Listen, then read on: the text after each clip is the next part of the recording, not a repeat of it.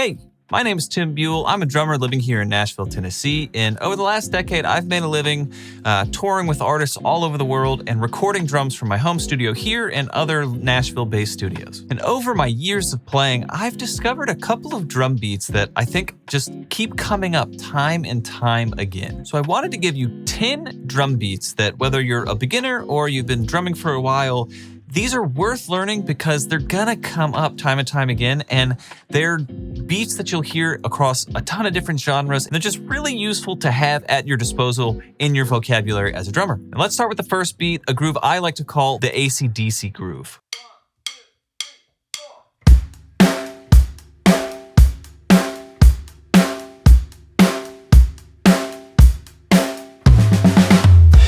I call this groove the AC/DC drum beat because AC/DC's drummer Phil Rudd played this on just about every song they recorded, and it's for a good reason. It just kind of works.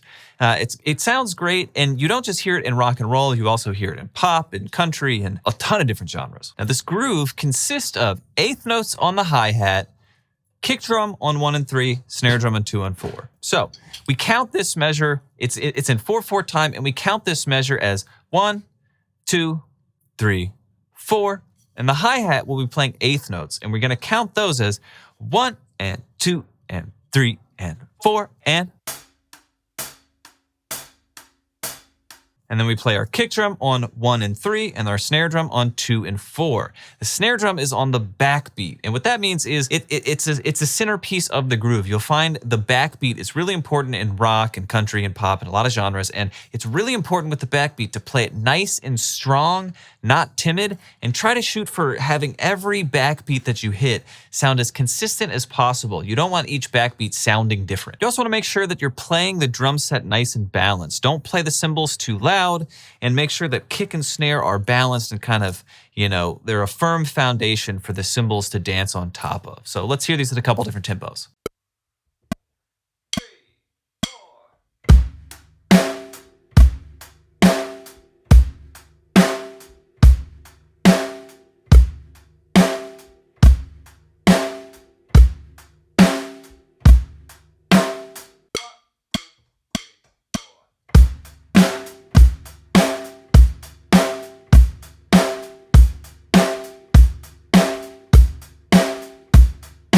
Now for the second groove, I call it Basic Rock Groove 2 because now that you know that AC/DC beat, this one is kind of the next logical step, and it's not a huge change up from the first one, and you won't just hear this in rock, you'll also hear it in pop and country in a bunch of genres.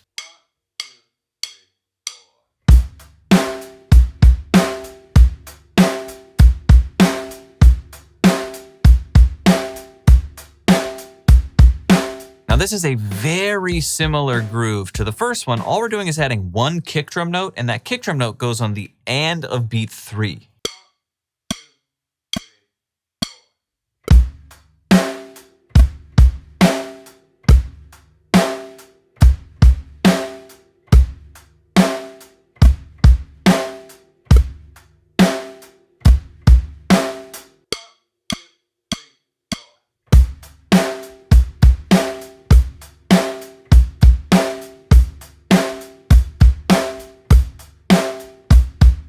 By the way, the sheet music for this lesson is available for free in the link in the description. That link will take you to the Make Music website, and there you'll not just find the sheet music, but you'll also find their super helpful practice tool, which will allow you to, using a mic on your computer, play along with it. It'll grade you on how you're doing, and it'll have a little scrolling bar, so whatever tempo you need to work at, it'll sync up with you. So the practice tool, the sheet music, everything is available for free in the link in the description. All right, so on to beat number 3, and all the grooves we've learned so far just involve kick drum, snare drum, and hi-hat. And for this one, we're going to change it up a little bit. We're going to, instead of playing hi-hat, we're going to play ride cymbal with our right hand. That's, of course, if we're a right-hand lead player. If you're a left-hand lead player, then you'd be moving your left hand over to the ride cymbal.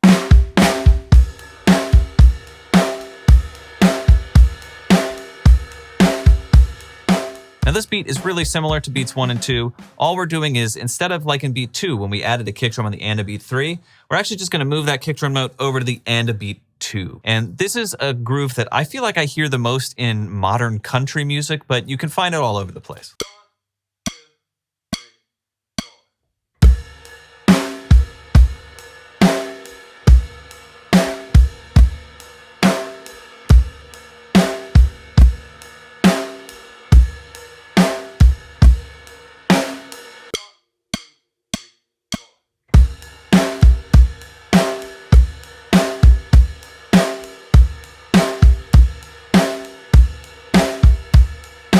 Now for this fourth beat, it is a classic that you'll hear in pop music, in disco, in funk, in rock, and in every genre, and it's called 4 on the Floor.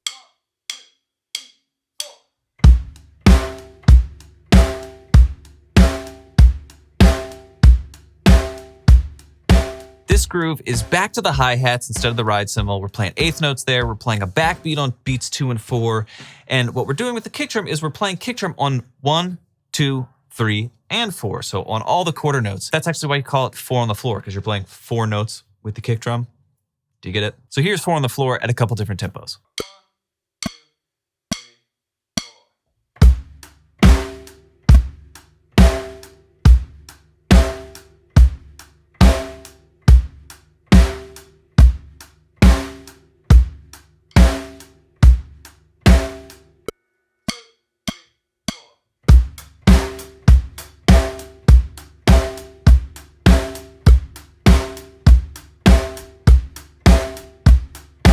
Now that we've learned 4 on the floor, it's really easy to learn our first disco drum beat. And all we have to do is make one simple adjustment, and that's opening the hi-hat on the and of every beat.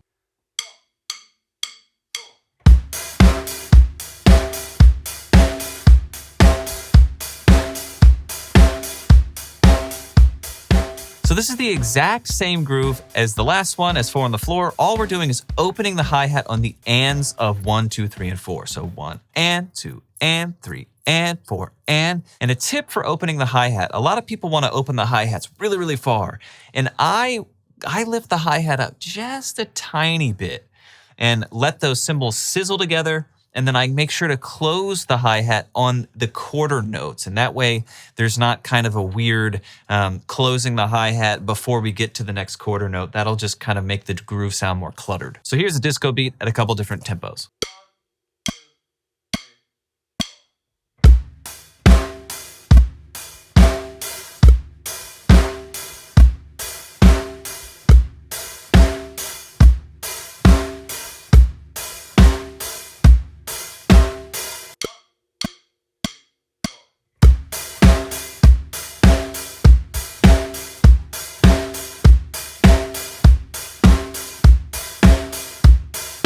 Now, I've called this next groove the basic ghost note groove, and it incorporates a couple of things we haven't encountered yet.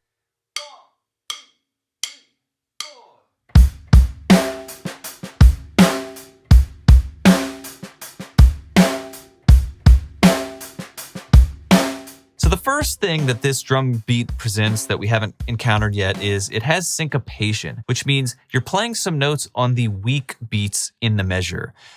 Strong beats are things like quarter notes that you hear all the time, that you can feel really easily. The weak beats are the parts of the beat that you don't hear all the time or you don't emphasize all the time. And for this one, it's going to be some 16th notes that we're accenting. And specifically, we're going to add 2 16th notes here. One of them is going to be on the of beat 2, and the other is going to be on the E of beat 3. And the second new aspect that this beat includes are ghost notes. So these syncopated notes that we're going to add are going to be on the snare drum, but instead of playing them like the backbeats we've been playing, which are strong and bold, they're going to be quiet. That's actually why they're in parentheses, because they're quiet, they're subdued, and you want to make sure as you play this beat, your backbeats stay nice and strong and your ghost notes stay super, super quiet. So a lot of times I'll bring my backbeat, a couple inches off the snare drum like this, and then I'll bring the ghost notes. I'll leave the stick down there and I'll just play them really, really quiet. I don't bring my stick up even an inch. So it's backbeats are up here, ghost notes are down here. Let's hear this groove at a couple different tempos.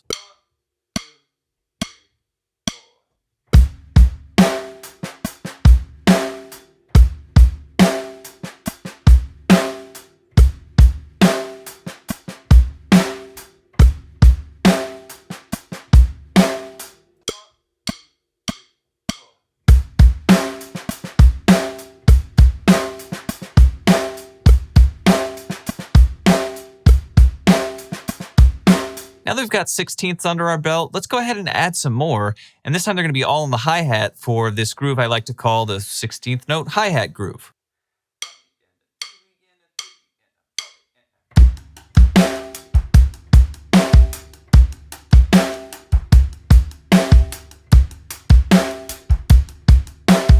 So this beat has all the 16th notes being played on the hi-hat, which is a little bit easier than the last beat where you're only playing certain 16th notes. You're just going to play all the notes on the hi-hat. 1 E in, 2 E in, 3 E in, 4 E in. And on the snare drum, you're just playing that backbeat 2 and 4, no ghost notes, no nothing. So it's just 1 E in, 2 E in, 3 E in, 4 E in. And I would really make sure that you can play those two groupings together solidly, those two voices. So get hi-hat and snare drum, just work on hi-hat and snare drum, playing all those 16th notes with the snare drum, making sure the backbeat is nice and strong. And then I'd add the kick pattern. And the kick pattern is kind of crazy. The kick pattern is a little syncopated. It plays kind of all over the place. So you have to be really, really careful you're playing the kick drum where it's supposed to go.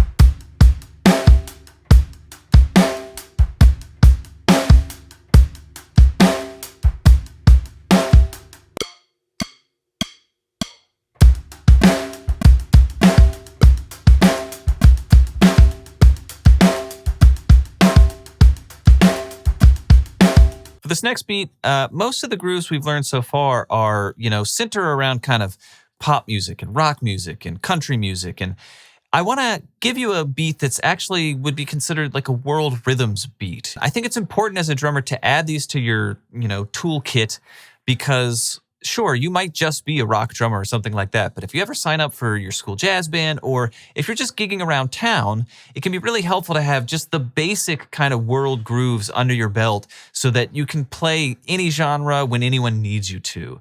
And for this one, the bossa nova is what we're going to learn. It's a Brazilian beat, and sure, you might hear it in Brazil if you go there, but this beat is so popular, it's made its way into pop music, into rock music, into all kinds of music. So it's a good one to know.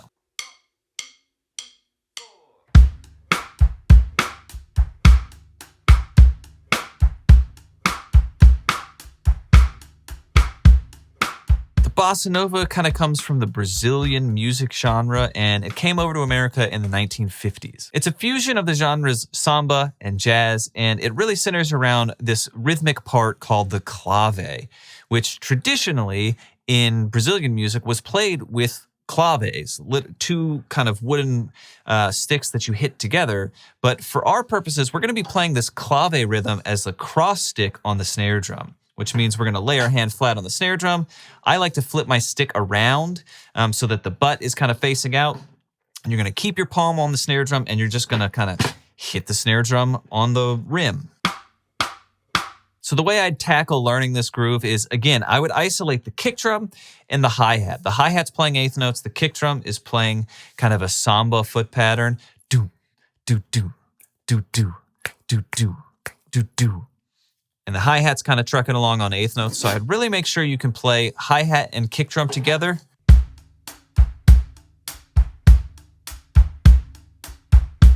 And then I'd really make sure you can play the clave all by itself. Really make sure you have that foundation down before you tackle putting it all together.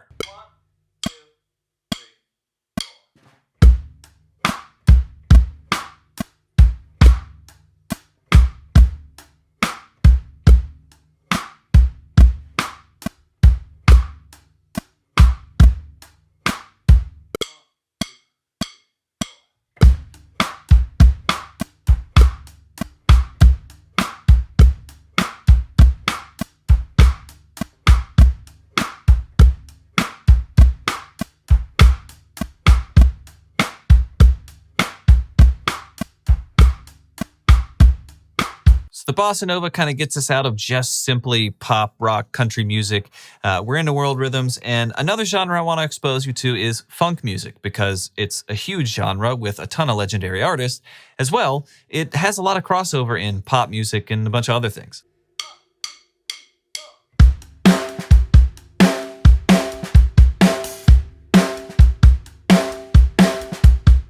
Funk music is based on elements of blues music, soul music, jazz music, and a lot of times it features some syncopation, which we've already talked about, but it also features things like swung 16th notes. Now, swinging 16th notes is a topic for really its whole own video, so I'm not going to go too deep into that here, but what I'd suggest you to do is listen to a bunch of funk music, because that will help you not just figure out what they're playing, but it'll help you kind of ingest how they're playing it. And a couple of great artists to listen to are James Brown, Tower of Power, Parliament Funkadelic, and The Meters. Now you notice this groove is 2 bars long, and it features a syncopated backbeat on beat 4 of the first measure, and then it doesn't have a kick drum on beat 1 of the second measure. It has a syncopated kick drum on the end of beat 1 on the second measure. So what I really recommend is kind of taking each measure by itself, making sure that you're really confident how to play that, and then once you have both of the measures down separately, I'd recommend adding them together as, you know, kind of the whole pattern.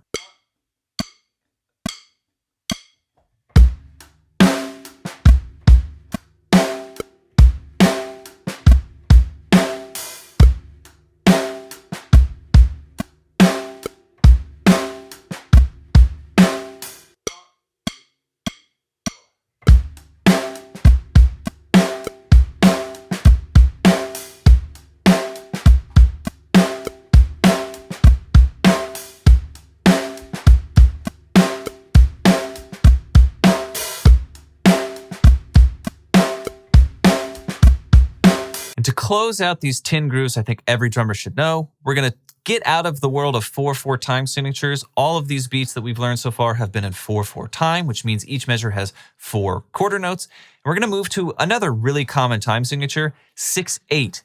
And 6/8 means there's 6/8 notes per measure. You'll hear 6/8 in a bunch of, pop music, R&B music, soul music, and a lot of different genres. So here's how it sounds.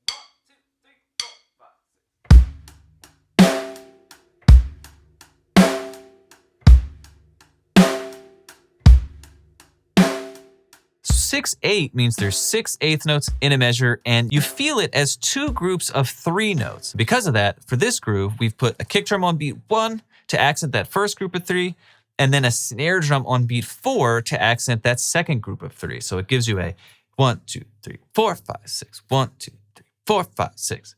And your hi-hat just plays 8th notes all along. So let's hear that at a couple different tempos.